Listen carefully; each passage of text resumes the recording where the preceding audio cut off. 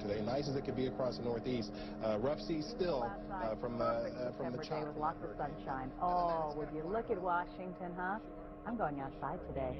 Anyway, we're going to have a pretty day. Temperatures will be high pressure. 77. This is just the beginning, because another cold front moves in Thursday night. Could trigger around shower activity. It drops the temperatures even more. Just gorgeous on Friday, Saturday, and Sunday. Low 70s in the afternoon. 7-day outlook, sunny and dry. Getting up to 8.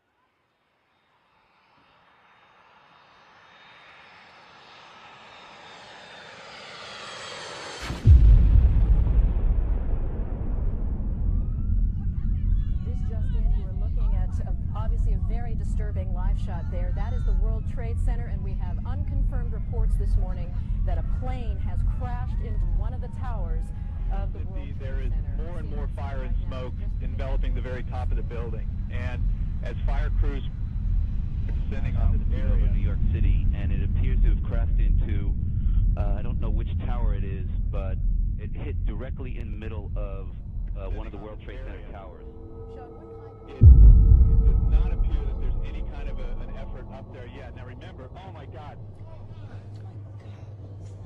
Oh my goodness, there's another one. This seems to be on purpose. Oh my goodness, now it's obvious, I think, that there's a second plane into the second tower.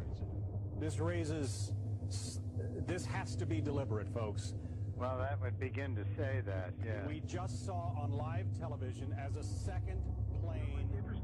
Interesting enough, just yesterday I received, I think it was just yesterday, a bundle of leaflets from your organization in Leesburg warning of terrorist attacks in America here very shortly. Yeah. And here we have, the morning that you're on my program, what's happening in New York at the World Trade Center. Obviously, this is not exactly an accident. No, sir, I don't believe it is. I mean, it's not a coincidence. It's obviously there has to be intention in this thing.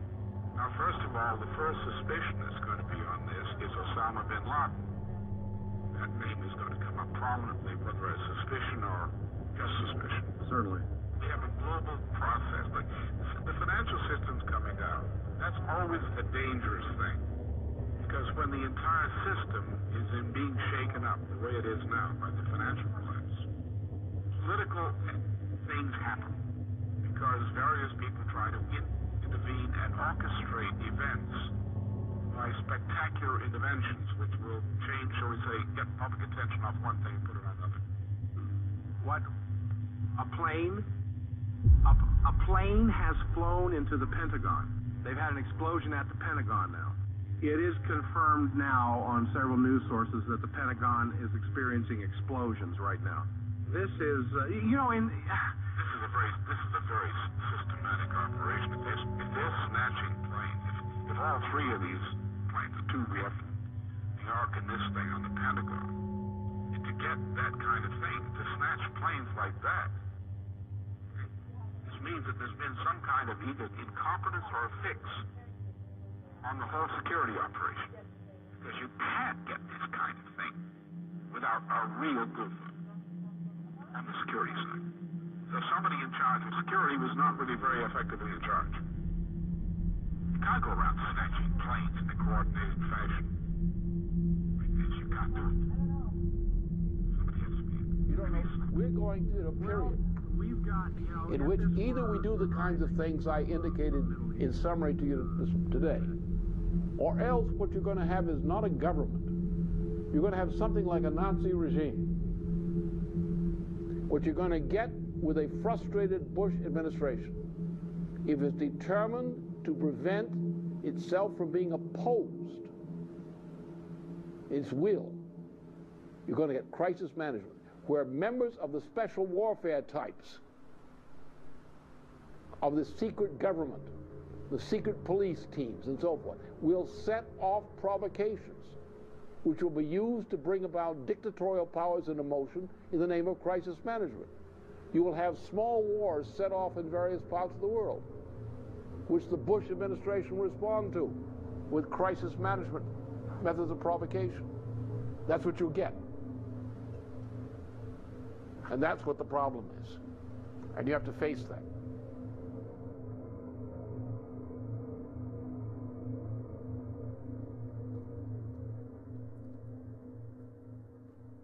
8 months before the September 11, 2001 attacks, Lyndon LaRouche forecast that due to the oncoming economic breakdown crisis and the makeup of the incoming Bush administration, the United States was at high risk for a Reichstag fire event. An event that would allow those in power to manage through dictatorial means an economic and social crisis that they were otherwise incompetent to handle. We are presently living in the unbroken wake of that history. Those dictatorial measures established as crisis management in the hours, days, and years following the attack continue. They are expanding under President Barack Obama. The cover-up of the available facts of 9/11 continues, presumably for the benefit and ongoing partnership with the true culprits. The events in New York City and Washington, D.C. were calculated to set into motion an action waiting to be unleashed. The United States and much of the world has lived through the unfolding effects of that day and are now closer than ever to losing the United States as a nation and what that means for civilization. This is a story of the ongoing acts of war against the United States by a foreign power, the complicity of its closest allies within the government itself. What follows is living history.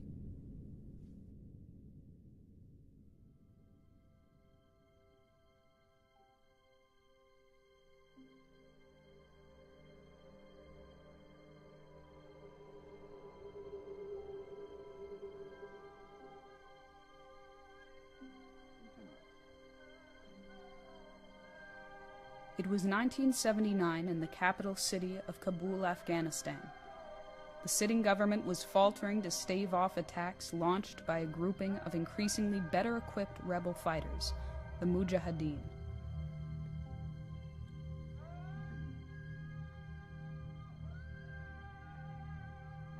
On Christmas Eve of that year, KGB units seized control of the presidential palace, assassinating the once pro-Moscow president and installing a new president who announced from Soviet territory that the Russian armed forces had been invited to intervene. On December 26, the invitation turned into a full-scale invasion. Soon after, nearly 90,000 Soviet troops were inside Afghanistan, beginning a 10-year war and occupation which would end only shortly before the Soviet system itself collapsed.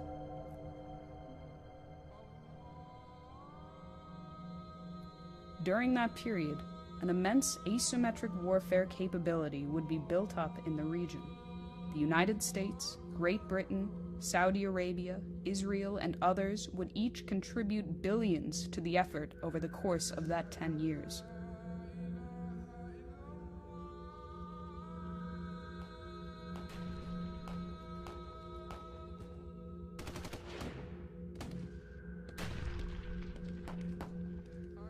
The funds would go toward building a financial nexus to support the clandestine operations. Banks like the BCCI were established to serve all irregular warfare functions, from covert funding of the Mujahideen, the Taliban, and Al-Qaeda, to facilitating the massive British and American arms flows into the region, even to aiding the Pakistani nuclear weapons program.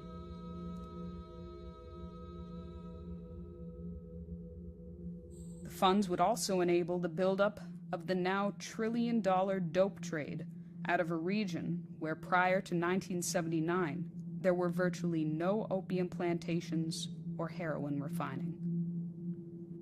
So you have a history of financing covert wars and resistance operations through the use of opium, and it was a British policy.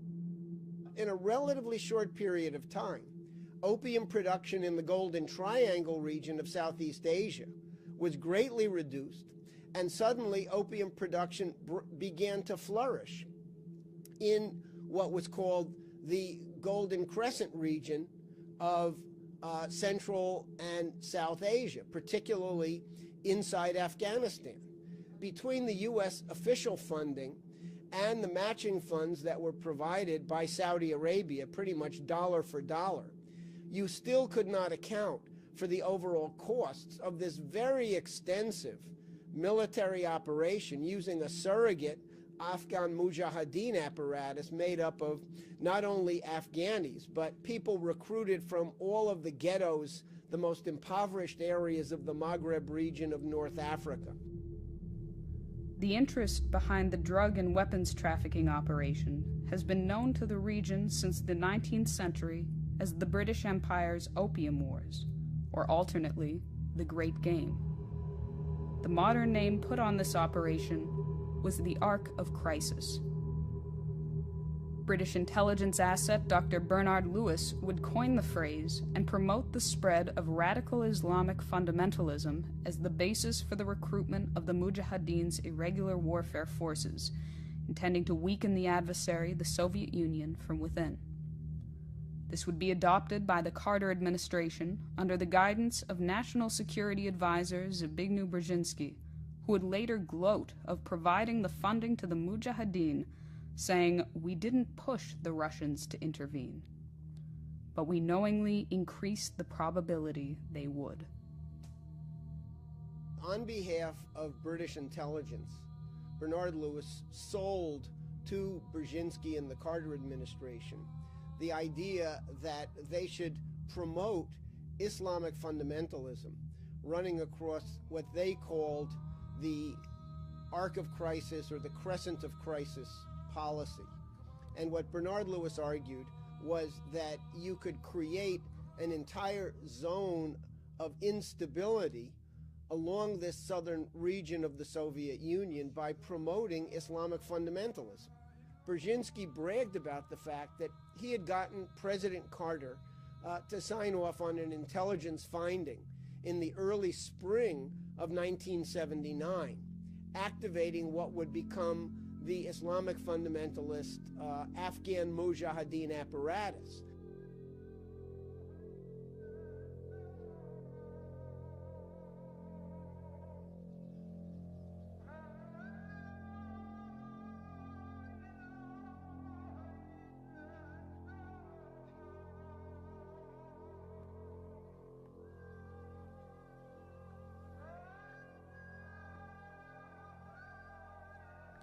It was from this Anglo-American and Saudi-sponsored irregular warfare apparatus that Osama bin Laden was recruited as the trusted intermediary between the Afghan warlords and Saudi intelligence, serving the same function for the British and American interests in the region.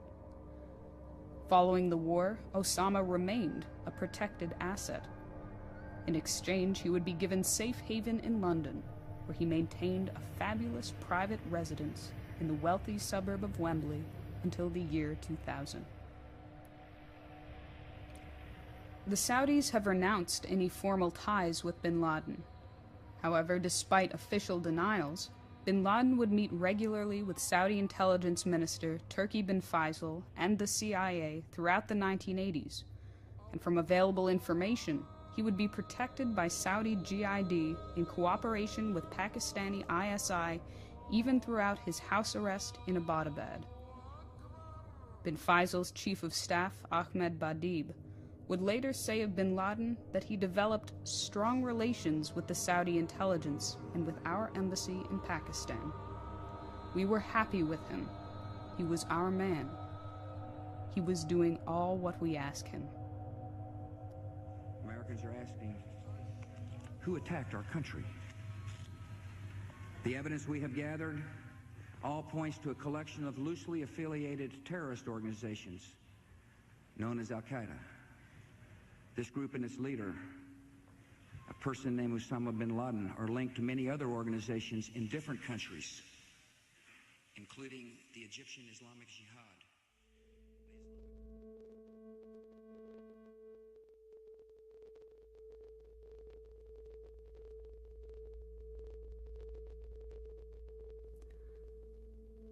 Once the Soviet forces retreated from Afghanistan, the Anglo-American-sponsored Mujahideen, together with their extensive drug and arms trafficking apparatus, were dumped on the world as a legion of special forces-trained mercenaries for hire.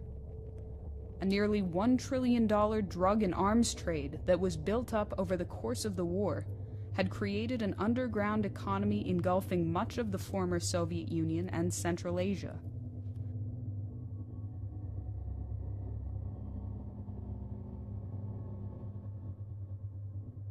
But the flow of hard money from the drug and arms trade was increasingly what the international banking system relied on for capital. By the mid-1990s, it was known and accepted that the biggest banks on Wall Street and in London were laundering billions of dollars of illegal drug money every year simply as a matter of policy.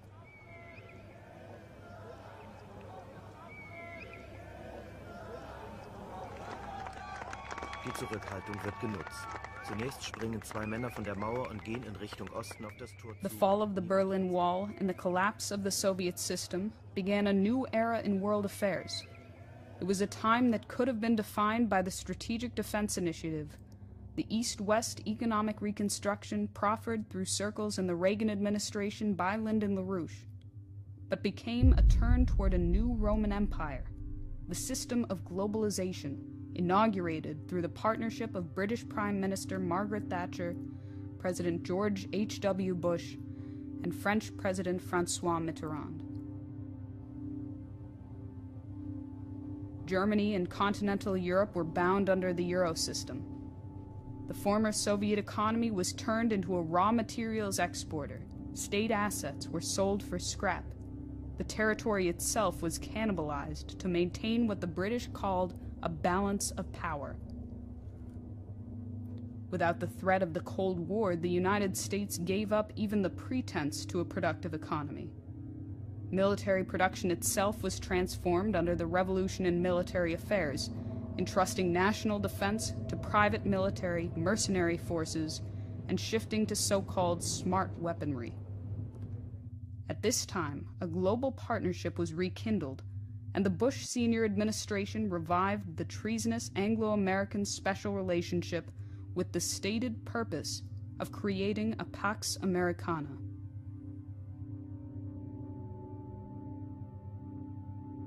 That doomed system of globalization depended on the stepwise ratcheting down of production, moving high-paying, high-skilled U.S. jobs overseas, decreasing standards of living, while increasing nominal values in the financial sector. With the sequential crashing of fictitious asset bubbles, the telecommunications bubble, the dot-com bubble, and soon the housing bubble, new means were required to hold that system together. Nothing less than a veritable fascist dictatorship over the nation wielding the greatest military force and the greatest economic force would make a suitable partner in securing that globalized system. But it required a casus belli. In early January of 2001, before the inauguration of George W. Bush as president, I warned that the general nature of the catastrophe would be that the U.S. economy would be a failure. The policies of Bush would be a total failure. We were headed into a downslide, which in fact has happened all throughout this period. And the thing we had to fear from inside the U.S. government, that someone would set off a form of terrorist incident within the year which would shock the nation into submission. Now, certain facts are not known, and I shall not say what I know now, but I shall say that I do know, beyond doubt, that 9/11 was an inside job.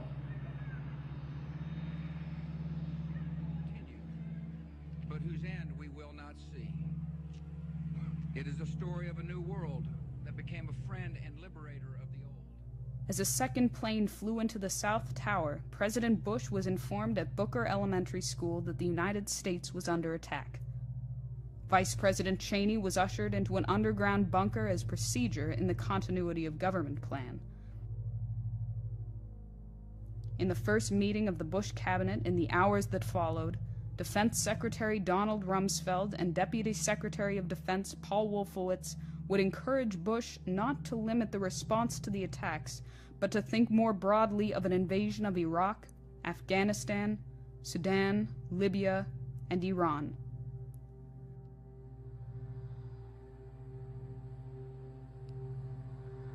In the next 24 hours, all flights in U.S. airspace were grounded, yet a private aircraft landed in Washington, D.C., carrying the head of the British Secret Intelligence Service, MI6, and the Deputy Chief of Britain's Domestic Intelligence Service, MI5. Later, CIA Director George Tenet would reflect, saying, "I still don't know how they got flight clearance into the country."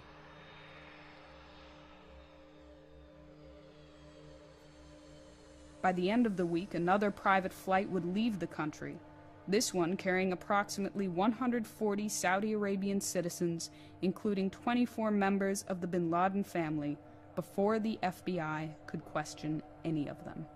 The search is underway for those who are behind these evil acts. I've directed the full resources of our intelligence and law enforcement communities to find those responsible and to bring them to justice. We will make no distinction between the terrorists who committed these acts and those who harbor them.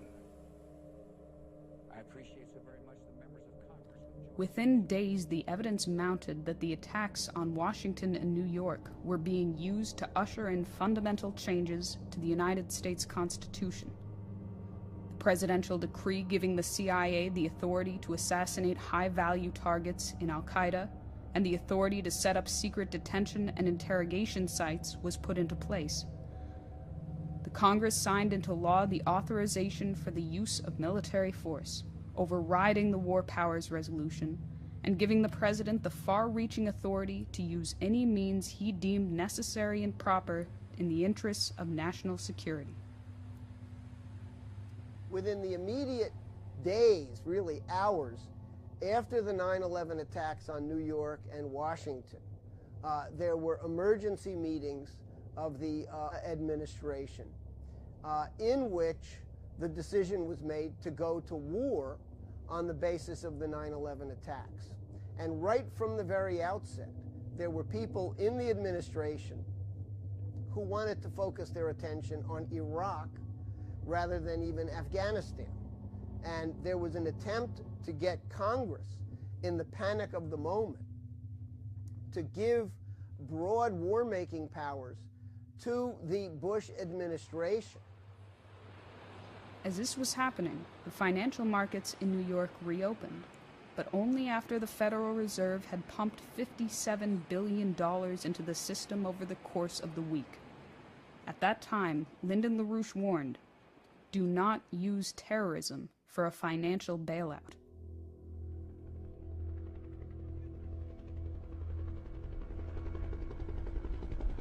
By early October, the United States had declared war on Afghanistan. U.S. and United Kingdom Special Armed Forces and airstrike forces were deployed with NATO and fully engaged in irregular warfare against what the British, the United States, and Saudi Arabia had fostered into existence so recently.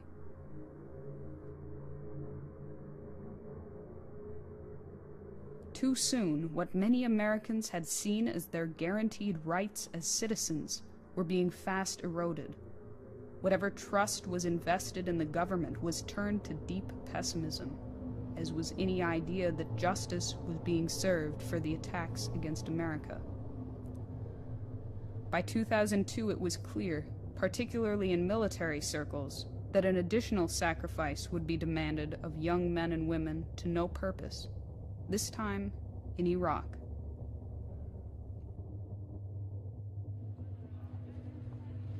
Foreign sympathy for the attacks on the United States waned just as quickly. U.S. foreign policy turned far away from the doctrine that we do not go abroad in search of monsters to destroy, and toward what can only be called British-modeled neo-imperialism. We are all internationalists now, whether we like it or not. We cannot refuse to participate in global markets if we want to prosper. We cannot ignore new political ideas in other countries if we want to innovate. We cannot turn our backs on conflicts and the violation of human rights within other countries if we want still to be secure. On the eve of a new millennium, we are now in a new world. We need new rules for international cooperation and new ways of organizing our international institutions. America has no truer friend than Great Britain. Once again, we are joined together in a great cause.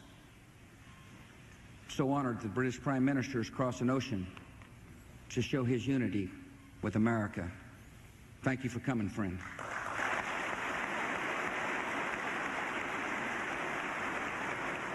There was a British geostrategic objective here, which had everything to do with drawing the United States into a war in which the U.S. would be seen as the new great imperial power and as the enemy of the entire Arab and Islamic world. There's all kinds of speculation that George W. Bush wanted to avenge the fact that Saddam Hussein had an assassination plot out against his father. There were all kinds of arguments that this was really just all about oil geopolitics and the West, the Anglo-Americans, wanting to gain control over the oil flows coming out of Iraq.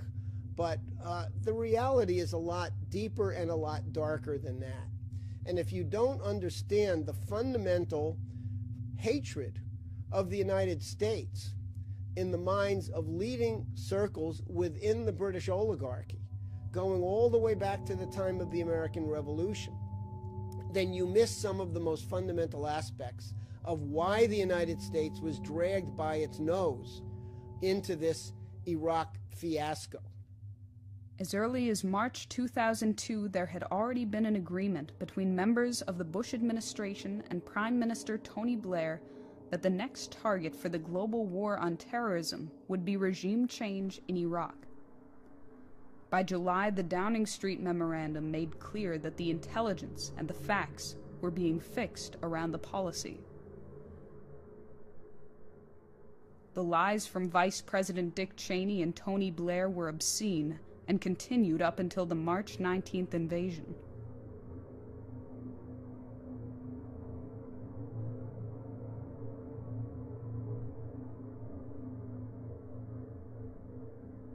It was said that Saddam had long-standing ties to al-Qaeda and Osama bin Laden, that the entire operation would take weeks, it would be a cakewalk, and the United States would be welcomed as liberators.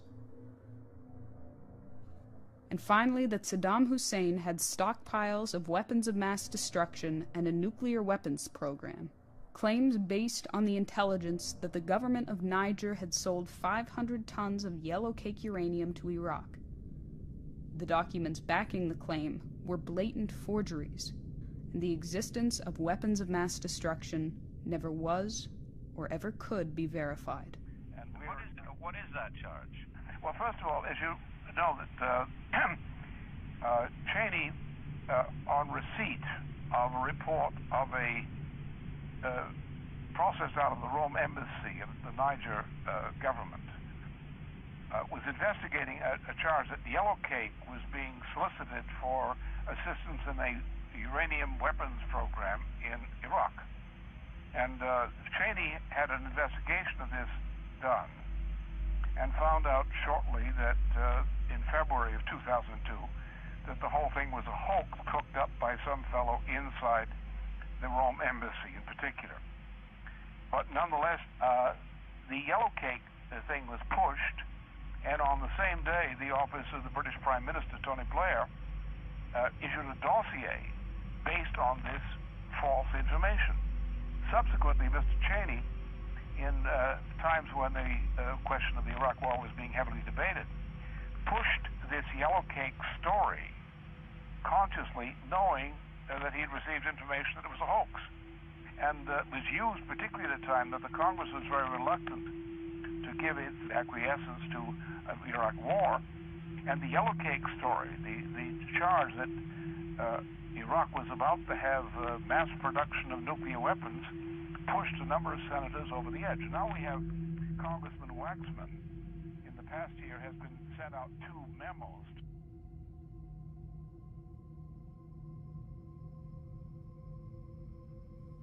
By winter of 2003, the anti-war demonstrations had grown immense. The largest protests in human history took place February 15th in cities around the world.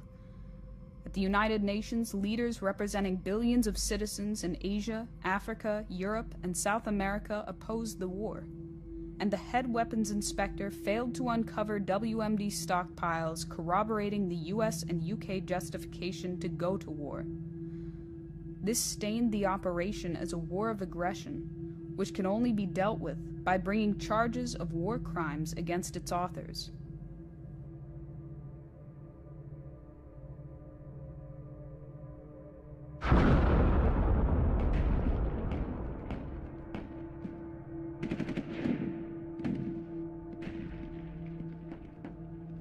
So we've come to a point that the war is still not prevented. But we have seen the world move from a point of pessimism about an inevitable war to a strong conviction, even from leaders of nations who had shown cowardice or wavering beforehand, who are now determined on behalf of the human race as a whole, this war shall not happen.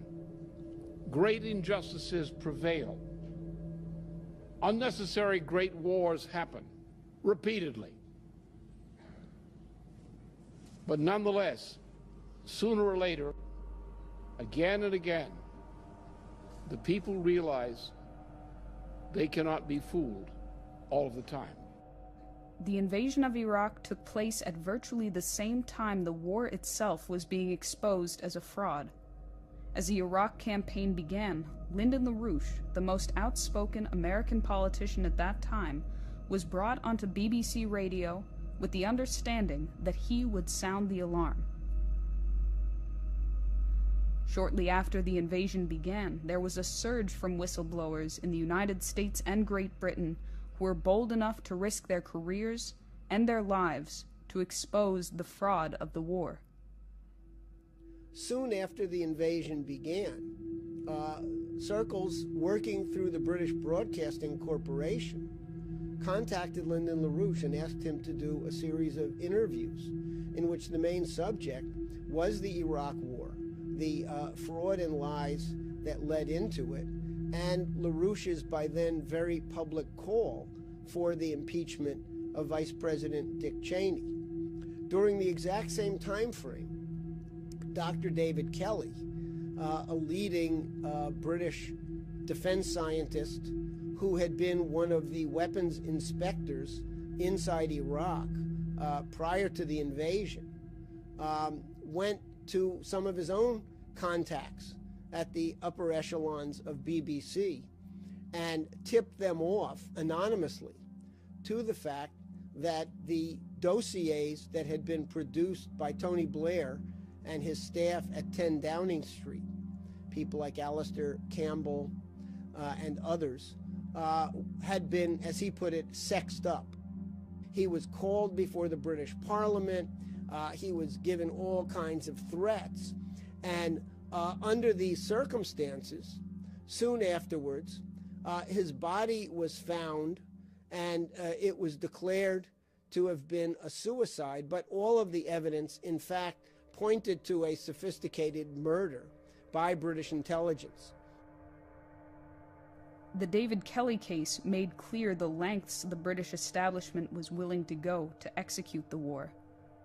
The legal attacks against Lyndon LaRouche during that time up to the present day are part of the exact same operation to eradicate adversaries, quieting opposition on the grounds of protecting state secrets or defending national security. All of this was justified by the Anglo-American launching of a new kind of war, the global war on terrorism, begun ostensibly to prosecute those who attacked the United States on September 11, 2001. Yet in the course of that war, in Afghanistan, in Iraq, in the extension of wartime operations to neighboring countries, the illegal detentions, torture, the spying, wiretapping, and presidential signing statements, there was always one glaring omission.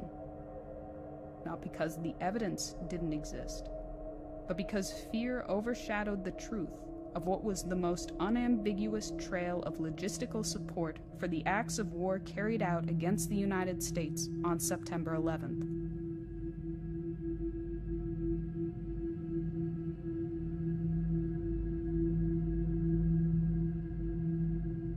When Al-Hazmi and Al-Midar moved into the community, did you play any role in helping them get adjusted? Did you in any way help them?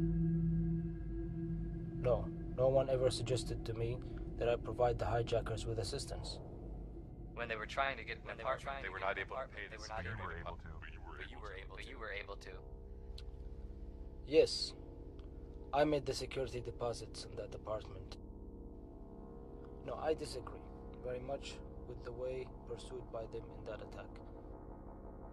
When you met Hazmi and Midar, you had gone to the Saudi embassy in Los Angeles and from them that you should be helping the two individuals in question. What do you think of all this? What do you think of all this?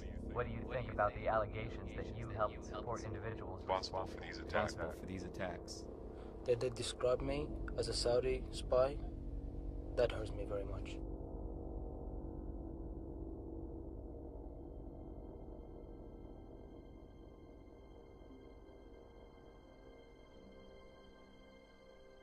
When the initial Congressional Joint Committee to investigate the events of 9/11 was convened, certain facts stood out, including a memo in mid-2002 from the CIA stating that there is incontrovertible evidence that there is support for these terrorists within the Saudi government.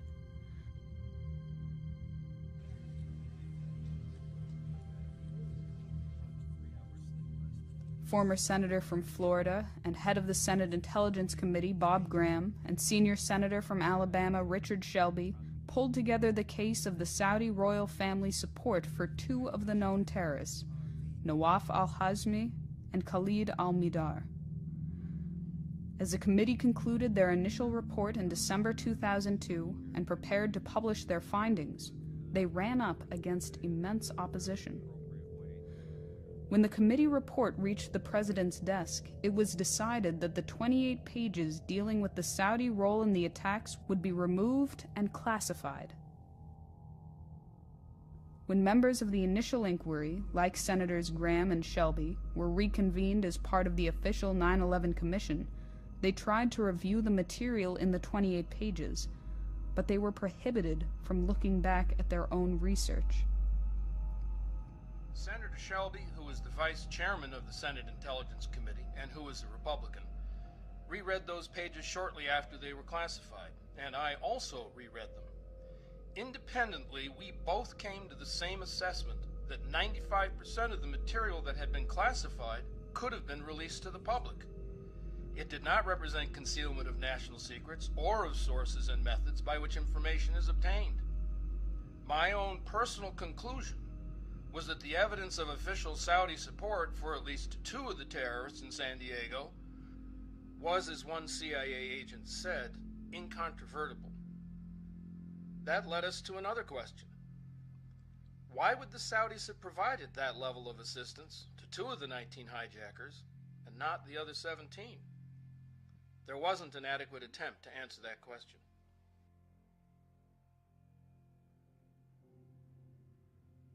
What came to light in the course of the investigation demonstrated decisively that the Saudi royal family and Saudi ambassador to the United States, Prince Bandar bin Sultan, were directly involved in the financing of at least two of the 9/11 hijackers through established Saudi intelligence assets on the West Coast, Omar al-Bayoumi and Osama Basnan.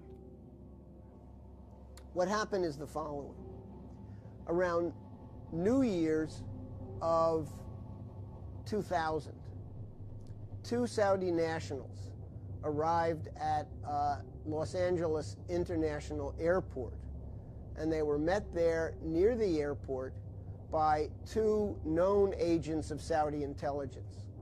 One of the agents was named Osama Basnan, and the other was Omar al-Bayoumi.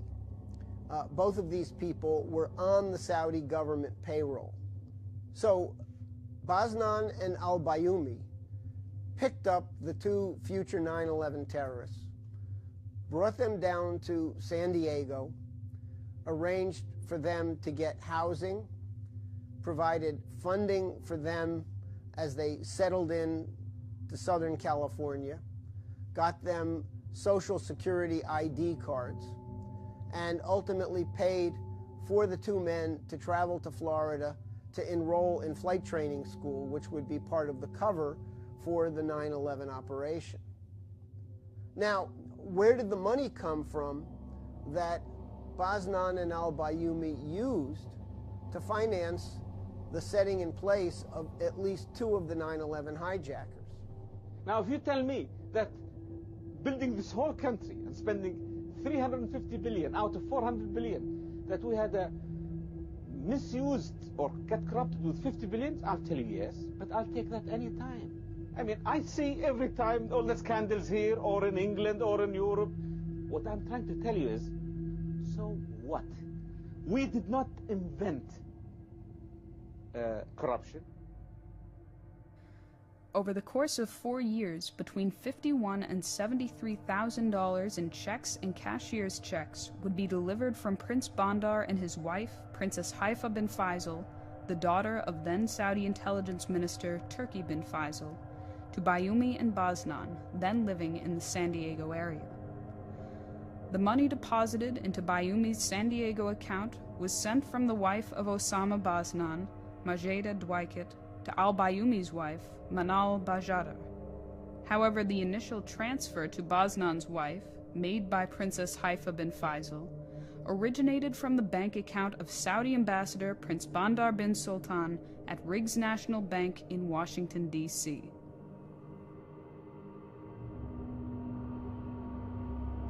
So we're not talking about secondary or incidental connections here into the Saudi royal family and the Saudi government. These connections don't go any higher. The world has been living under a system which is the 9/11 system, which already existed, as I warned, at the beginning of 2001, before President George W. Bush was inaugurated for the first time, where I said, the world system has reached a point that an onrushing collapse of the system is now in process. And I said then the danger is that something like this will occur under present trends in the United States, and it did occur.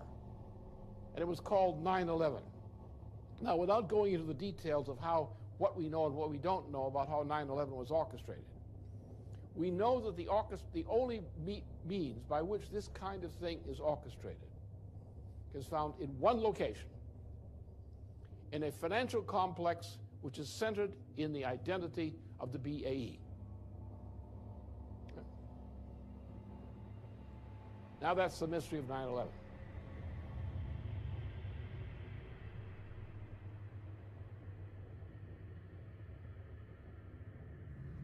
On June 6, 2007, the BBC reported on a major scandal involving British arms giant BAE Systems and Saudi ambassador Prince Bandar. Over the course of 22 years, Prince Bandar had received more than $2 billion in bribes and kickbacks deposited into his bank account at Riggs National Bank in Washington, D.C., for his role in brokering the Saudi-British oil for arms deal Al Yamama, or in Arabic, the Dove. Great Britain's Serious Fraud Office had been conducting a probe of the multi-billion-dollar deal for more than a decade. In December 2006, that investigation was shut down by Tony Blair's Attorney General David Goldsmith, just as the case was heating up, and the United States was opening a Justice Department probe into the same affair. The Serious Fraud Office investigation was shut down on the grounds that it was against the interests of national security to pursue the case, and that it would hurt both an important economic and geostrategic relationship with the Saudi kingdom.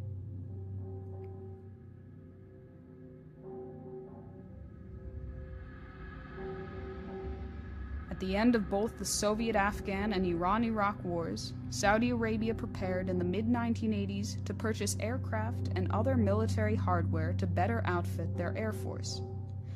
In the United States, any such purchase by the Saudis would require congressional approval.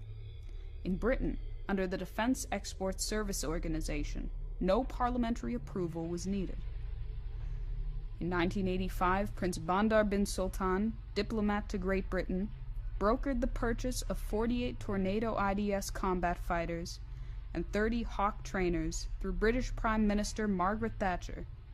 The two were so trusting in the exchange that the deal was sealed with a simple handshake.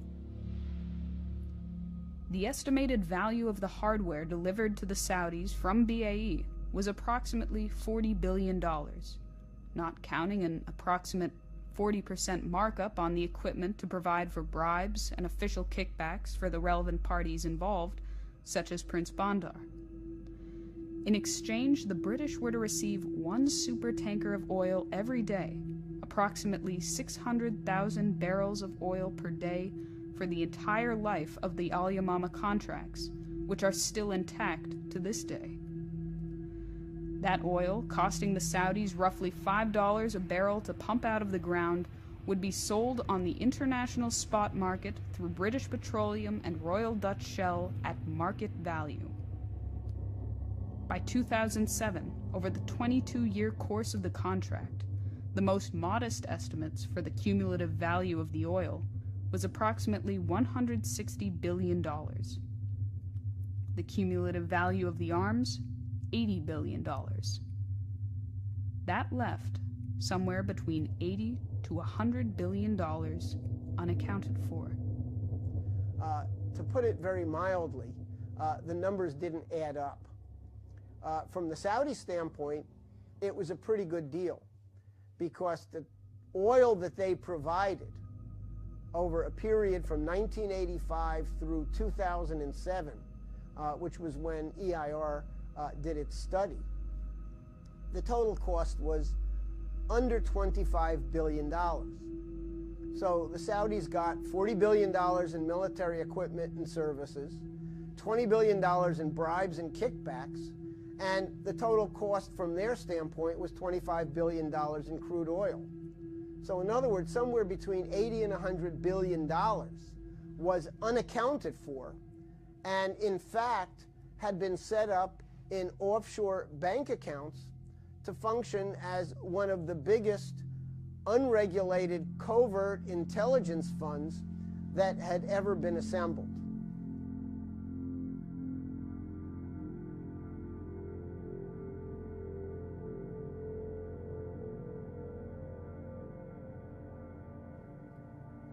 The $100 billion price tag on the BAE Al Yamama slush fund is the most modest estimate.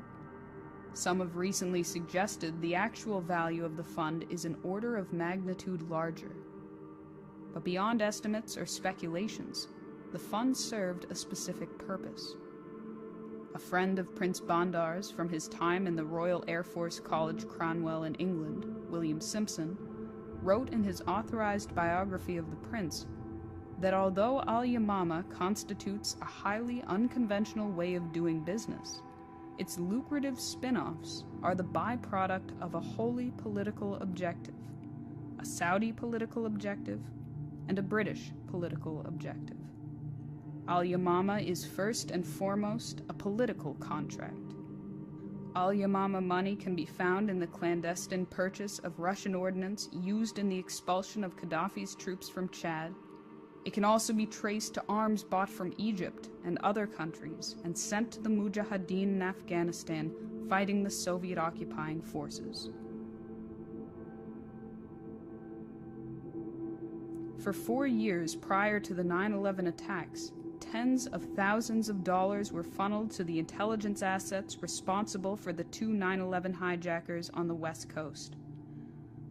The money to sponsor both the hijackers and their handlers originated from the same Riggs national bank account where billions of dollars in kickbacks were being delivered to U.S. Ambassador to Saudi Arabia, Prince Bandar bin Sultan.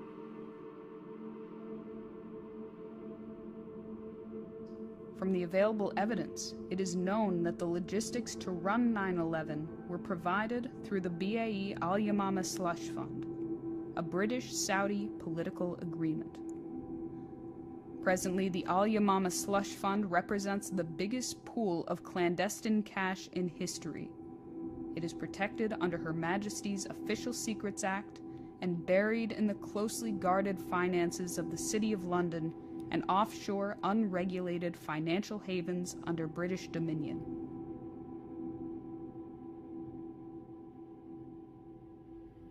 If you open up the Pandora's box, if you even begin to look at the implications of the role of Prince Bandar in financing 2 of the 19 hijackers, then the unavoidable question that must come out is the entire Al Yamama operation, which was from its outset a combined British-Saudi capability that represents hundreds of billions of dollars in covert funds to carry out all kinds of asymmetric warfare operations around the globe. And to the extent that that fund still remains intact to this moment, there are grave dangers and grave implications that have yet to be fully explored because no government agency has fully taken up the investigation.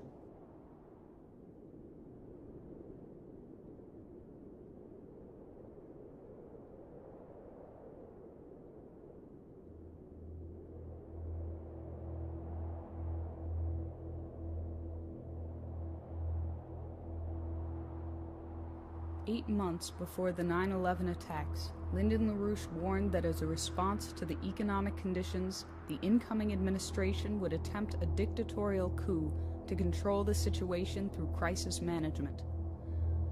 To this day, the United States President has continued this legacy of the post-9/11 presidency, governing through crisis management and executive decrees, seizing on the broad powers assumed in a time of emergency. 2 foreign governments have been implicated in an act of war against the United States, and 2 administrations have been complicit in covering that up.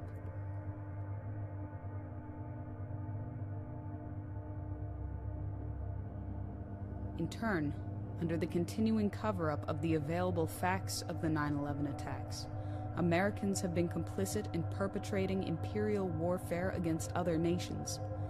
Tens of trillions of dollars have been taken out of the nation's coffers for a global bailout, and the geopolitical and financial ties with those who abetted in that act of war against the United States have only strengthened.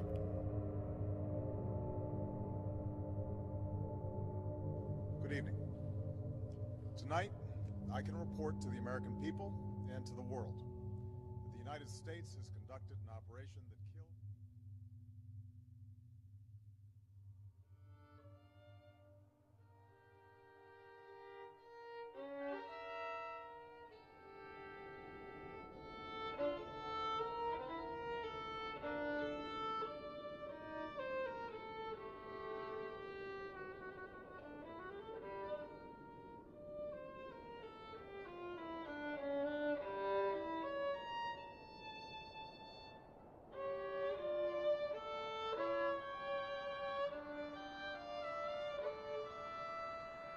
It has been 10 years since the attacks were made.